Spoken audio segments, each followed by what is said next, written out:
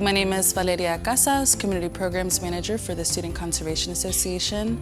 SCA's mission is to build the next generation of conservation leaders and has over 60 years of experience inspiring communities to make decisions and take action to sustain our planet.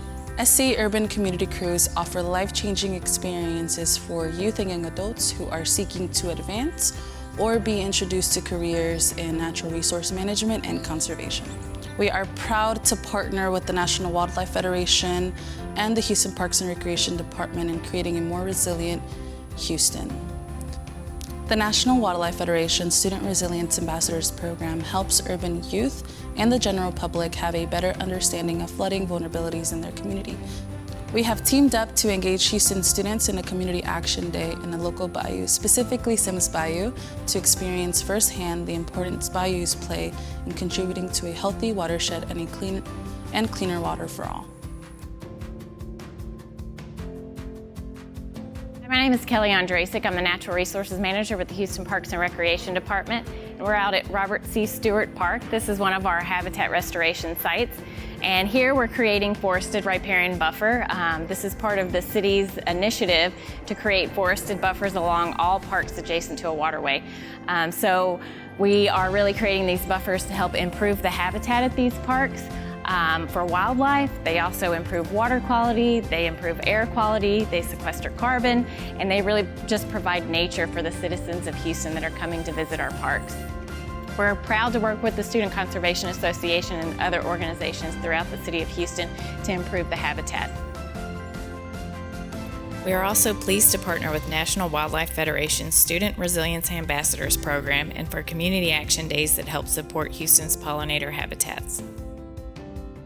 Hi, my name is Cassidy Kemp. I'm the park naturalist for the Houston Parks and Recreation Department, and I'm an SCA alum. And my role here in the Natural Resources Management Program is to help plan and coordinate a lot of our habitat restoration projects, like this project here at Robert C. Stewart Park. And I use a lot of my experience that I got as an SCA intern at the very beginning of my career to help me now, such as habitat restoration techniques, native plant identification, and invasive species removal. These community crews work in partnership with the National Wildlife Federation and the Houston Parks and Recreation Department to create a more resilient Houston. This crew, many of whom graduated from high schools throughout Houston, supports the city of Houston by removing invasive species, planting trees, maintaining riparian buffer zones, and leading volunteers in action. This work is vital to our community and making Houston a more resilient place. I'm Jasmine. I'm a crew member for the TCQ Riparian Restoration Crew. I'm involved with the SCA because I'm a really big fan of their active environmental work. It's very hands-on, which you don't get the chance to do that in a lot of places. In fact, we had a tree planting event not too long ago where a lot of the crew members and community members came out, and we planted trees, and it was beautiful because Trevally Park didn't have as many native trees before, and now it does. I'm Kirsten Smurl. I am an SCA crew leader here, and I'm going to teach you how to plant a tree. So the first step of planting a tree is to dig a hole about the size 2 times bigger than the size of your root ball. You've dug a hole that's about 2 to 3 times bigger. You can take your plant and set it in to check if your hole is big enough. And you want to make sure that the top of your root ball is right in line with the soil line. So mine is about that size. It's a little bit bigger, but I can fill it back in with the dirt I dug out. It's very important to make sure you keep your plant straight up. We want to give it the best chance to grow. So I'm going to hold on to it, hold it straight up as I fill it back in. So I'm just going to gently kind of push some of the soil that I dug out in and around my root ball. I can use my fingers to press some of it down to get it to fit and have a nice filled area. And then I'm just going to keep doing that until my root ball is covered. So I just keep scraping it, kind of get it in here.